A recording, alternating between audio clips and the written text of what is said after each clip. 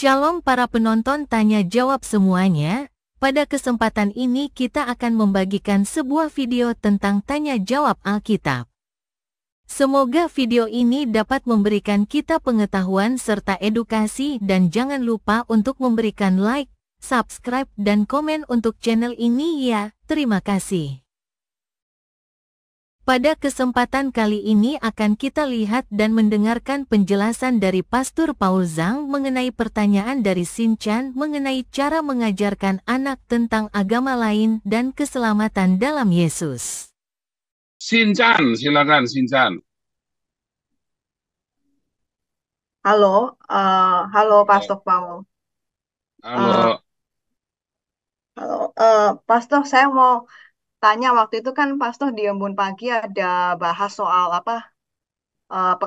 mengajarkan perbedaan agama ke anak, agama Buddha, Hindu, Islam itu cara mengajarkannya ke anak bagaimana Pastor supaya anak tuh tahu perbedaan masing-masing, terus dan juga supaya mereka tuh percaya kalau Tuhan Yesus tuh satu-satunya juru selamat di dunia. Betul.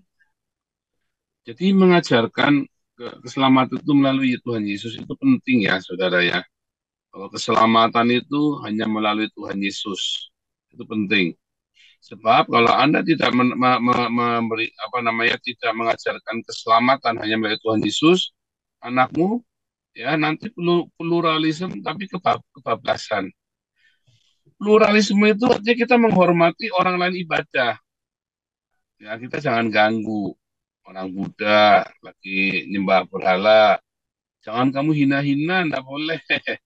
Ya, atau kamu dia lagi meditasi, tung, terus kamu menghina atau dengan gerakan-gerakan yang lucu-lucu, enggak boleh.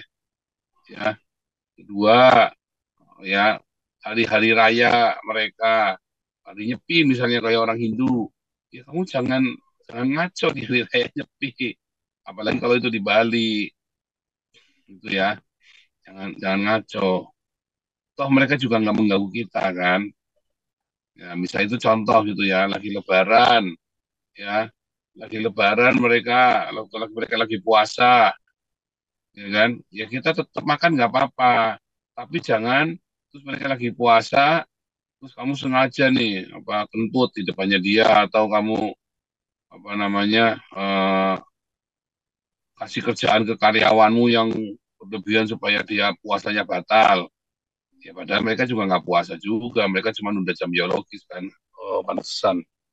Makanya nih, nah, ya, pantesan putus-putus ya. Tuh langsung kenceng tuh. Wah, tuh pantesan putus-putus tuh tadi zoomnya. Dan misalnya lagi kalau kita orang sesama orang Kristen beda denominasi, ya kan? Bahkan kepada saksi Yehova, Anda boleh tidak suka dengan saksi Yehova, tapi Anda jangan terus kayak mau ngajak gelut gitu loh. Oh, susah, susah, susah. Jangan begitu. Ya, sama orang Kristen tuh nggak perlu begitu.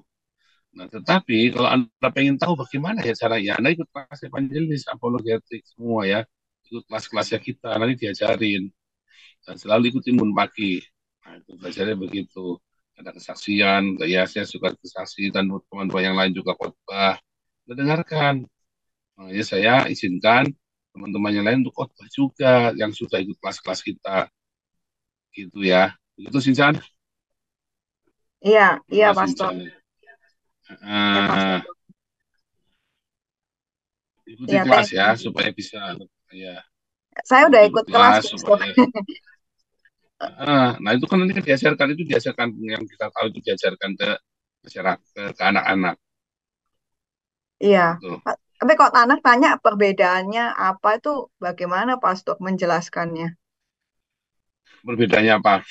Kayak agama apa mungkin Buddha, Hindu gitu tuh. Kita tuh ngajarkan ke mereka tuh, kita cuma kasih dasarnya saja, nggak usah semuanya.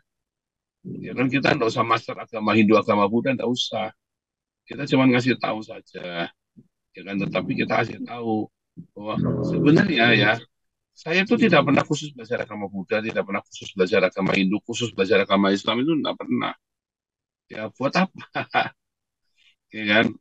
Nah, tetapi sebenarnya simpel sekali dari semua ajaran-ajaran agama itu. Semua orang boleh mengklaim. Intinya gini, semua orang boleh mengklaim, ya. Tetapi satu-satunya Tuhan, ya, yang memberikan jaminan keselamatan itu hanya Tuhan Yesus, itu loh. Dan satu-satunya yang pernah memberikan contoh teladan tentang cinta hanya Tuhan Yesus. Gitu. Kan sebenarnya kan itu yang kita ajarkan, bukan ritual-ritual. Nah, salahnya orang tua ngajari ritual kepada anaknya. Oh, harus berjamuan suci, oh harus berdoanya harus tutup mata. Nah, itu kan anak-anak kan juga jadi, buat apa dia kita nggak disuruh tutup mata kalau berdoa? Terus kita jadi konflik. Jadi anak-anak ini jadi bingung yang di Alkitab sama yang diajarkan sama gereja kan sekali beda kan? Iya, Gitu ya. iya, Pastor. Ya, thank you, Pastor Paul. Ya, Jawabannya lihat ayat di Alkitab, Yohanes 14 ayat 6 berbunyi, kata Yesus kepadanya, Akulah jalan dan kebenaran dan hidup. Tidak ada seorang pun yang datang kepada Bapa kalau tidak melalui aku. 1 Petrus 3 ayat 15 berbunyi, tetapi kuduskanlah Kristus di dalam hatimu sebagai Tuhan. Dan siap sedialah pada segala waktu untuk memberi pertanggungan jawab kepada tiap-tiap orang yang meminta pertanggungan jawab dari kamu tentang pengharapan yang ada padamu.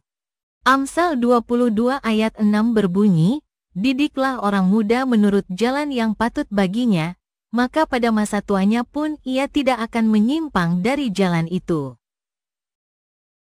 Saudara-saudara sekalian, di video yang telah kita saksikan bersama barusan ini kita telah mendengarkan bagaimana penjelasan dari Pastor Paul Zhang mengenai jawaban.